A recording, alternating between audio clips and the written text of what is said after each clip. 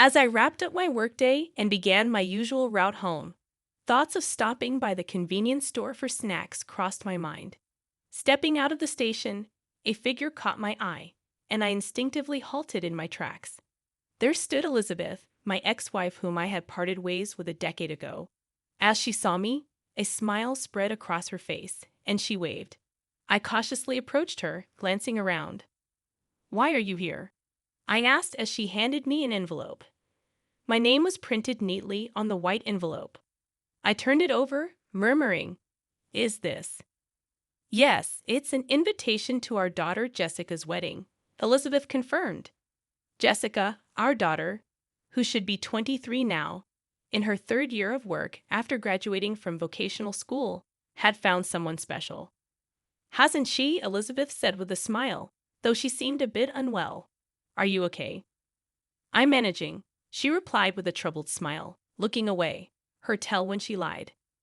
"I really want you to be there, but your parents won't approve, will they?" "I'll handle it," I assured her.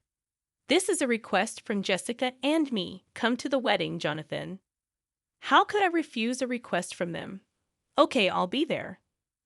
"Really? That's great," Elizabeth said, her smile unchanged. Her smile still made my heart race. Our divorce hadn't been out of hatred. I still had feelings for Elizabeth. "Noted," I said. "Take care of yourself." "Thank you, you too." She disappeared into the crowd, leaving me with the invitation in my hand.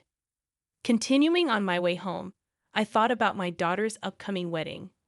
Jessica, whom Elizabeth and I had cherished and raised together. What kind of person had she chosen? Someone kind and dependable who would love her a lot, no doubt. The thought warmed my heart. A week later, my ex-wife Elizabeth passed away due to illness. As I waited for the mourning period to pass, it coincided with the originally planned wedding date for Jessica. I attended the wedding ceremony as intended. However, upon entering the venue, I was met with an angry shout from my father-in-law. He stormed towards me, his face red with rage, and grabbed me by the collar. "What the heck are you doing here?" he bellowed. "Long time no see, Mr. Johnson. You dare show up here so casually? Know your place. Today is Jessica's wedding." "I've been properly invited," I replied, trying to remain calm. "Shut up! A low life like you shouldn't keep bothering Jessica," he snapped back. The confrontation escalated. Elizabeth's parents, who were proud business owners, had always opposed my marriage to Elizabeth due to my orphan status and home-based work. "Mr. Miller, I hope you brought a proper gift," someone chimed in. "Of course, but this is for the bride and groom, not for you." "I'll present it later," I replied. "What? A bottom feeder like you can only afford a friend's gift amount?" My father-in-law burst into a loud, vulgar laugh. Just then, Jessica emerged from the dressing room, beaming with joy. "You came? Mom said you'd definitely come," she exclaimed happily upon seeing me. "Of course, I wouldn't miss my beloved daughter's wedding," I replied. "Stay away from Jessica, you low-life," my father-in-law intervened, stepping between us. "What's the problem, Mr. Johnson? Jessica was waiting for me, right?" I tried to reason with him. "Move aside, Grandpa. You shouldn't call such a man your father. He'd abandoned you and Elizabeth, he accused me." I raised my voice in surprise. "You just said abandoned." "Yeah, that's right. You're just a shut in who does nothing but play on the computer all day. You left Elizabeth and Jessica to fend for themselves and never did anything fatherly," he continued harshly. "Who told you that?" I saw it with my own eyes. "A man should be the pillar of the family, work outside all day. You never did that," he accused, his words cutting deep. He began a long-winded, outdated lecture, and I could feel my patience snapping. "Let's ask Jessica," I interjected. "Was I such a negligent father?" "No way. You always worked from home, took care of Mom when she was sick, took us to aquariums and zoos on days off, and celebrated anniversaries at our favorite restaurant. You were the best parents," Jessica affirmed. "That's right, Mr. Johnson." My daughter's words struck a nerve with my father-in-law. his face turning red with fury. Jessica, who do you think raised you to this point? Are you trying to embarrass me? He lashed out. I was raised by Mom and Dad. That didn't change even after they separated, Jessica declared, hugging me tightly. Why did you divorce Mom? Why did I have to live with Grandma and Grandpa? Jessica, stay away from her. Poverty is contagious, my father-in-law sneered. It's terrible of you to speak that way about Dad. Enough, Jessica, he threatened, trying to separate us. Calm down, Grandpa. The groom intervened as he arrived at the scene. Mr. Smith, I apologize for the intrusion. This unemployed man of lower status will be promptly removed by me. Don't worry. No, you're Jessica's father, right? I haven't had the chance to greet you yet, I tried to explain. Ah, no need. A future CEO like you shouldn't bow your head to such a man. My father-in-law positioned himself to block me from the groom's view. Mr. Miller, Jessica's fiancé comes from a distinguished family and is set to be a CEO. Someone unemployed like you isn't fit to speak to him, he insisted. As the groom leaned forward, trying to get a glimpse of me, he exclaimed in surprise, Mr. Miller, you are possibly Mr. Smith. Peter, I can't believe Jessica's father is Mr. Miller, the groom realized. Peter, you know Dad? You know him? He owns the parent company of our business, Peter explained. Huh. At Peter's words, my father-in-law let out a foolish sound. Owner? This man is unemployed. I've mentioned several times that I am the president of a company that operates without an office. My home is my office, and I can work from anywhere. That's impossible. How outdated are your thoughts? Peter responded, dropping a bombshell.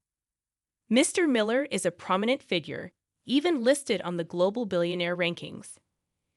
With these revelations, my in-laws were visibly shaken. Now that I had revealed my true identity, it didn't change much.